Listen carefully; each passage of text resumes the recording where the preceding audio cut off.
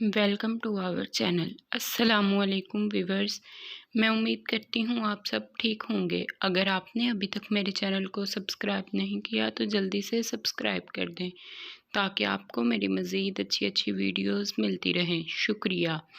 آج میں آپ کو جو واقعہ سنانے جا رہی ہوں وہ ہے حضرت محمد صلی اللہ علیہ وآلہ وسلم اور ایک تاجر کی بیٹی کا واقعہ۔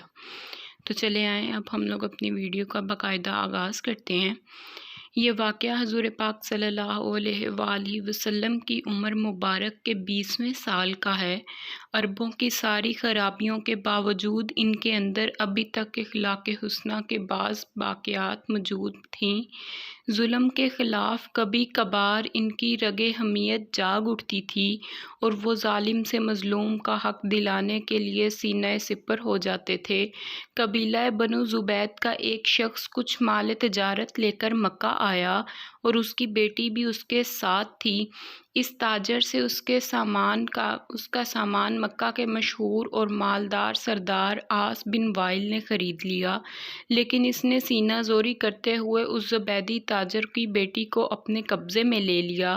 وہ اجنبی شخص خانہ کعبہ میں آیا اور خانہ کعبہ کا غلاف پکڑ کر بلند آواز سے روتے پیٹتے ہوئے فریاد کرنے لگا، اے شہر مکہ کے شرفاء، تمہارے بااثر آدمی عاص بن وائل نے مجھ سے زبردستی میری بیٹی چھین لی۔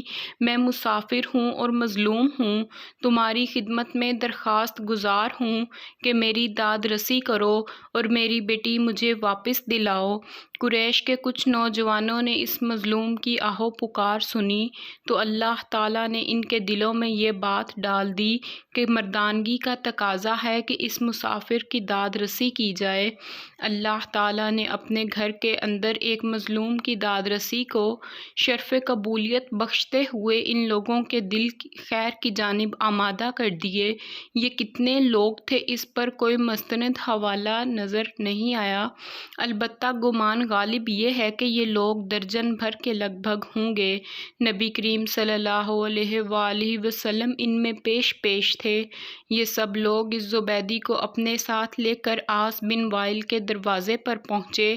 اسے باہر بلایا گیا اور سب نے یک زبان کہا، اس مظلوم پر تم نے کیوں ظلم ڈھایا ہے؟ اس ظالم نے کہا، میں نے کوئی ظلم نہیں کیا، وہ لڑکی کنیز ہے۔ جب مال کا سودا کیا تھا تو یہ لڑکی بھی میں نے اس شخص سے خرید لی تھی۔ عاص بن وائل کا جواب سن کر وفد کے لوگوں نے زبیدی سے وضاحت مانگی تو اس نے کہا، خانہ کعبہ کی عظمت و تقدس کی قسم، میں نے اپنی لڑکی بیچی نہیں ہے اور نہ ہی وہ کنیز ہے، وہ میری بیٹی ہے۔ اور اس شخص نے اپنی قوت کے بل بوتے پر زبردستی اسے اغوا کر کے اپنے گھر میں ڈال لیا ہے۔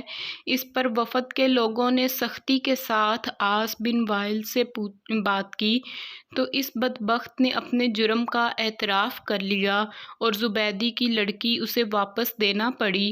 لڑکی واپس کرنے کے وقت بدبخت عاص نے ارکان وفد سے کہا کہ میں کل صبح لڑکی واپس کروں گا، ایک رات مجھے اس کے ساتھ گزار لینے دو۔ وفد کے تمام غیرت مند ارکان نے اسے سختی کے ساتھ اس ارادہ بد پر شرم دلائی اور کہا کہ یہ ہرگز ممکن نہیں، چنانچہ اسے اپنے شیطانی ارادے پر عمل کرنے کا موقع نہ ملا۔ زبیدی کی بیٹی اسے واپس دلا دی گئی۔ اب اس نے اپنی بیٹی کے ساتھ لیا اور اپنے علاقے کی طرف روانہ ہو گیا۔ جاتے ہوئے وہ اور اس کی بیٹی ان تمام نوجوانوں کو دعائیں دے رہے تھے جنہوں نے ان کی داد رسی کی۔ مظلوم کی بھی دعا عرش تک بلا روک ٹوک پہنچتی ہے اور اس کی دعا بھی وہ قریشی نوجوان خوش نصیب تھے جنہوں نے مظلوم سے دعائیں لیں۔ جب اس تنازع کا فیصلہ ہو گیا تو وفد کے ارکان میں سے بعض نے مشورہ دیا کہ اس قسم کے واقعات وقتاً فوقتاً رونما ہوتے رہتے ہیں، کیا ہی اچھا ہو کہ ہم آپس میں حلف اٹھائیں کہ ہم ظالم کے مقابلے پر ہر مظلوم کی مدد کریں گے، خواہ وہ کوئی بھی ہو۔ چنانچہ یہ سب لوگ عبداللہ بن جدعان کے گھر پر اکٹھے ہوئے اور اللہ کے نام پر سب نے حلف اٹھایا، جس کے الفاظ یہ تھے: ہم حلف اٹھاتے ہیں کہ غصب شدہ چیز مالک کو واپس دلائیں گے اور آج کے بعد کسی پر ظلم کو برداشت نہیں کریں گے۔ ہر مظلوم کی داد رسی ہوگی اور ظالم کو اس کے ظلم کی سزا دی جائے گی۔ شکریہ۔ میں امید کرتی ہوں آپ کو میری ویڈیو اچھی لگی ہوگی۔